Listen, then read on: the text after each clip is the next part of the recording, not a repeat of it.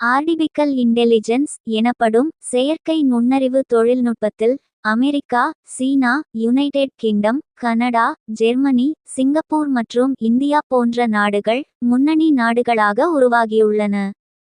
ஆனால் தற்போது அமெரிக்க செயலிகளுக்கு போட்டியாக சீனா உருவாக்கி இருக்கும் டீப்சீக் என்று பெயரிடப்பட்ட ஆர்டிபிக்கல் இன்டெலிஜென்ஸ் செயலி பெரும் பரபரப்பை ஏற்படுத்தி உள்ளது. புதிதாக வெளிவந்துள்ள சீனாவின் டீப்சீக் செயலி அமெரிக்க தொழில்நுட்ப நிறுவனங்களுக்கு சவால் விடுக்கிறது. இந்த செயலி அமெரிக்காவின் ஏஐ செயலிகளுக்கு சவாலாக இருப்பதற்கு முக்கிய காரணம் அதன் விலையாகும். அதாவது அமெரிக்க நிறுவனங்களில் செலவிடும் தொகையில் மிக மிக சிறிய தொகையை கொண்டு இந்த செயலி உருவாக்கப்பட்டுள்ளது. மேலும் சீனா இந்த டீப்சீக் செயலியை உருவாக்குவதற்கு காரணமாக இருந்ததும் அமெரிக்கா தான். அதிநவீன சிக்கலை சீனாவுக்கு ஏற்றுமதி செய்வதை அமெரிக்கா தடை செய்திருந்தது. எனவே அமெரிக்காவின் பழைய தரம் குறைந்த சிக்கலையே சீனா பயன்படுத்த வேண்டியிருந்தது. இதுவே குறைந்த செலவில் புதிய உருவாக்கத்துக்கு வித்திட்டது. இந்தியாவில் செயற்கை நுண்ணறிவு பிரிவில் ஆராய்ச்சிகள் நடைபெற்று வருகின்றன என்ற தகவல் துளிகளையும் நாம் புறந்தள்ளி விட முடியாது. பல நிறுவனங்களும் லாங்குவேஜ் மாடல்களை உருவாக்கி வருகின்றன. இந்தியாவில் மலிவான புதிய ஏஐ மாடல் விரைவில் வெளி வர இருக்கிறது. இதற்காக பணிகள் ரூ.10,370 கோடி ஒதுக்கீட்டில் இந்தியா ஏஐ திட்டத்தின் வாயிலாக நடந்து வருகிறது. இதனை உறுதி செய்துள்ள மின்னணு மற்றும் தகவல் தொழில்நுட்பத்துறை அமைச்சர் அஸ்வினி வைஷ்ணவ் இன்னும் 6 மாதங்களுக்குள் இந்தியாவின் ஏஐ சாட்பாட் அறிமுகம் செய்யப்படும் என்று தெரிவித்துள்ளார். ஏஐ தொழில்நுட்பத்தின் வரலாறு என்பது 1950களின் நடுப்பகுதியில் அல் நியூவெல், ஹெர்ட்ஜைமன் மற்றும் கிளிஃப் ஷா ஆகியோரால் ஏஐ தொழில்நுட்பம் கண்டுபிடிக்கப்பட்டது. ஆனால் 1950க்கு முன்பாகவே ஆலன் டூரிங் என்பவரால் ஏஐ தொழில்நுட்பத்திற்கு அடிக்கல் போடப்பட்டது. ஏஐ தொழில்நுட்பம் மிக வேகமாக வளர்ந்து வாழ்க்கையின் பல்வேறு துறைகளில் அமோக மாற்றங்களை ஏற்படுத்தி வருகிறது. இதை பற்றிய சில முக்கிய தகவல் துளிகள். ஏஐ தொழில்நுட்பமானது மருத்துவம், வணிகம், கல்வி மற்றும் பொழுதுபோக்கு போன்ற துறைகளில் புதிய அத்தியாயத்தை உருவாக்கி வருகிறது.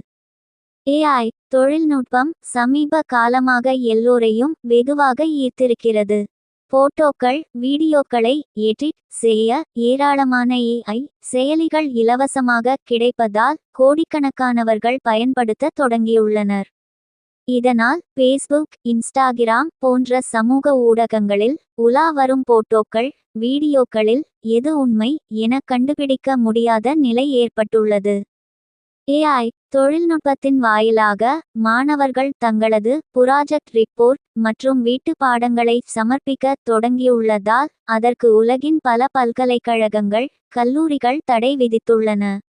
இப்படி அனைத்து துறைகளிலும் ஏஐ பயன்பாடு அதிகரித்துள்ளதால் வேலைவாய்ப்புகள் பறிபோய் விடுமோ என்ற அச்சம் பலருக்கும் ஏற்பட்டுள்ளது.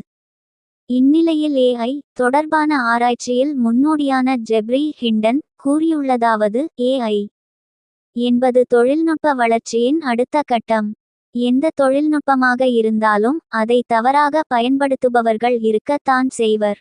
அதனால் ஏஐ பற்றிய அச்சம் தேவையில்லை. ஏற்கனவே உள்ள தொழில்நுட்பத்தை விட ஏஐ பயன்படுத்தி போட்டோக்களை துல்லியமாக எடிட் செய்ய முடியும். வீடியோக்களில் ஒருவரின் குரலை உண்மையாக பேசுவது போல செய்ய முடியும். ஆனால் ஒரு அரசியல் தலைவர் போல போலி உருவத்தை உருவாக்கி பேச வைப்பது, நடிக்க வைப்பதெல்லாம் எளிதானது அல்ல. அதற்கு ஒரு சினிமா எடுப்பது போல பெரும் பணம் தேவை. ஏஐ தொழில்நுட்பத்தை பயன்படுத்தி போலி வீடியோ, ஆடியோ, போட்டோக்களை கண்டறியவும் முடியும். அதற்கான ஆய்வகங்களும் வரத் தொடங்கி விட்டன. போலிகளை உருவாக்க மட்டுமல்ல, போலிகளை கண்டறியவும் ஏஐ பயன்படுகிறது. ஏஐ தொழில்நுட்பத்தை மிக ஜாக்கிரதையாக கையாள வேண்டும். ஆர்டிபிக்கல் இன்டெலிஜென்ஸ் என்பது தொழில்நுட்ப வளர்ச்சியின் அடுத்த கட்டம். எந்த தொழில்நுட்பமாக இருந்தாலும் அதை தவறாக பயன்படுத்துபவர்கள் இருக்கத்தான் செய்வர். ஆர்டிபிக்கல் இன்டெலிஜென்ஸ் செயலி மூலம் சாதாரண வேலைகள் எளிதாகின்றன. இயற்கை மொழி புரிதல், கணினி காட்சி, மெஷின் லேர்னிங் ஆகியவை மனிதர்களுக்கு எளிதான அனுபவத்தை வழங்கும். AI தொழில்நுட்பம் துல்லியமான ஆராய்ச்சிகள் மற்றும் கண்டுபிடிப்புகளை விரைவாக்க உதவுகிறது. சாதாரண மற்றும் சவாலான வேலைகளை தானியங்கி செயல்முறை கொண்டு மாற்றியமைக்கிறது. இதனால் மனிதர்கள் தங்கள் நேரத்தை மிச்சப்படுத்தி திறன்களை மேம்படுத்தி வருகின்றனர். AI தொழில்நுட்பம் பல்வேறு துறைகளில் வளர்ச்சி அடையும் அதே சமயத்தில் பல்வேறு துறைகள் வீழ்ச்சியும் அடையும்.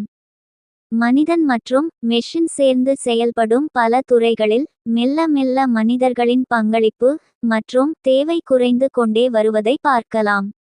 இதில் மெஷின்கள் தாங்களாகவே முடிவெடுக்கும் திறன்களோடு வளர்வதால் மனிதர்களுக்கு வேலைவாய்ப்பு மற்றும் தேவை எதிர்காலத்தில் குறையும்.